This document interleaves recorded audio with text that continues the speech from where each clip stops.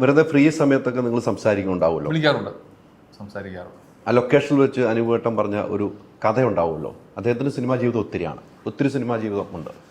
ആ സിനിമാ ജീവിതത്തിൽ എന്തെങ്കിലും ഒരു നമുക്ക് ഓർത്തിരിക്കാൻ പറ്റിയ ഒരു കഥ പറഞ്ഞു തന്നിട്ടുണ്ടോ? അത് ഒരു ഫേസ്ബുക്കിലോ ഇൻസ്റ്റയിലോ എന്തോ ഒരു ന്യൂസ് കണ്ടപ്പോൾ അനുവേട്ടൻ അവിടെ ഇരുന്ന് തന്നെ ആ ന്യൂസിൻ്റെ ഒരു സിനിമയുടെ ത്രെഡാക്കി. എടാ ഇത് നമുക്ക് ചെയ്യാം, ഒരു ലോഡ്ജിൻ്റെ ഒരു കഥ, ബാംഗ്ലൂർ ഇവിടെ നടന്ന സംഭവം.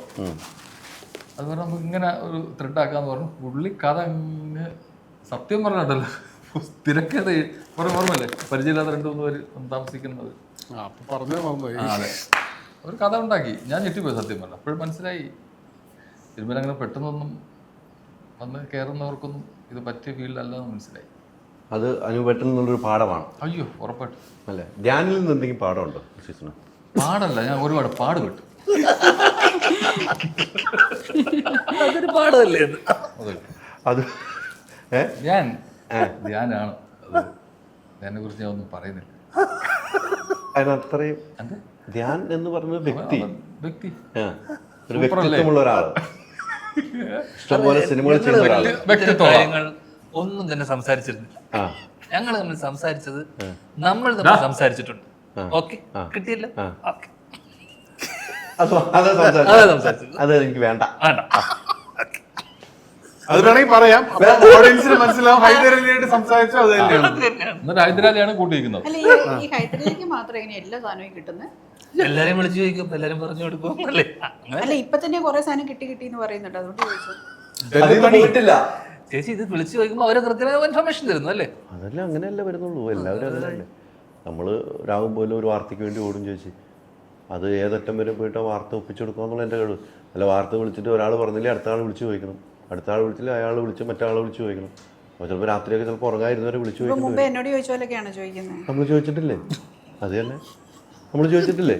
അല്ല, ചോദിച്ചിട്ടില്ല നമ്മള്. അല്ല, ചോദിച്ചത് ഇങ്ങനെ മുമ്പേ എന്നോട് ചോദിച്ച പോലെയൊക്കെ ഇങ്ങനെ വളച്ചു അങ്ങനെ ചോദിക്കുമ്പോൾ എന്തെങ്കിലും വരുള്ളൂ. നമ്മൾ ചോദിച്ചിട്ടുണ്ടല്ലോ, അതാണല്ലോ ഒരു വാർത്ത എന്നുള്ള കാര്യത്തിൽ നമ്മൾ പോകുന്ന ചേച്ചി. അപ്പൊ ഇനി ഫോൺ വന്ന് സൂക്ഷിക്കണം. അപ്പൊ ഒന്നും പറയില്ല ഇനി. എനിക്കിനി ആ കൂട്ടായ്മ തന്നെ എടുക്കാൻ ഫോണില് ഡേഞ്ചർ സോണിൽ ഇട്ടേക്കാം. ഒന്നുമില്ല, നമ്മൾ കൂടെ ഉണ്ടാവും, രവീന്ദ്രന്റെ കൂടെ ഉണ്ടാവും. ഉണ്ടാവണം. രവീന്ദ്രനെ കണ്ടെത്തും ഞാൻ. രവീന്ദ്രനെ എവിടെ പോയാലും എന്റെ സെക്കൻഡ് പാർട്ട് ഓൾറെഡി സൂട്ടും കോട്ടും ഇട്ട് അതിനകത്തുണ്ട് മിന്നായം പോലെ. എന്റെ സെക്കൻഡ് പാർട്ട് നമുക്ക് വേണം. എന്തായാലും ഇത് എവിടെ എന്തൊക്കെ പറഞ്ഞു പോയത്, ഇത് മൊത്തം ഇന്ന് ഈ യാത്ര മൊത്തം ഇന്ന് ശീലഭവൻ കയ്യിലെടുത്ത് എല്ലാ ഇന്റർവ്യൂ എവിടെ ലാസ്റ്റ് എവിടെയൊക്കെ പോയി നിൽക്കുന്ന ഒരു അവസ്ഥയിലേക്കാണ്. അത് മതി. അതാ ഞങ്ങൾ ഈ രാവിലെ ഞാനും ഇവിടെ വെച്ച് കണ്ടപ്പം ഞങ്ങള് ആഗ്രഹിച്ച കാര്യത്തിലേക്കാണ് ഈ ദിവസം മുഴുവൻ പോയിക്കൊണ്ടിരിക്കുന്നത്. ഷീലുവിലേക്ക് ഇങ്ങനെയെങ്കിലും ഒന്ന് എയർലാവട്ടെ. സിനിമ ചെയ്തോ ഒരിക്കലും ആവില്ല എന്ന് അവർക്കറിയാം.